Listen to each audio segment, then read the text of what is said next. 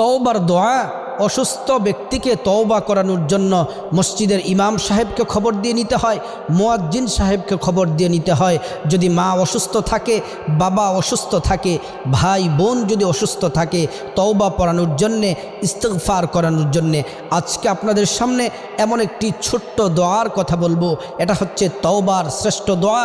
এই দোয়াটি যদি পড়তে পারেন, আল্লাহ তাআলা জীবন যৌবনের সমস্ত গুনাহগুলো আল্লাহ তাআলা মাফ করে দিবেন। তওবার শ্রেষ্ঠ দোয়াটি হলো রব্বিগফিরলি ওয়া তুব আলাইয়া ইন্নাকা আনতাত তাওয়াবুল গফুর। এই দোয়াটি যদি পড়েন, আল্লাহ তাআলা জীবনের সমস্ত গুনাহগুলো মাফ করে দিবেন।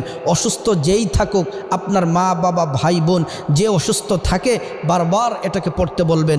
যদি পড়ে ইয়াকিনের সাথে, ইখলাসের সাথে যদি পড়তে পারে, আল্লাহর কাছে যদি চোখের পানি ফালাইয়া যদি আল্লাহর কাছে যদি কান্নাকাটি করতে পারে, আল্লাহ তাআলা জীবনের সমস্ত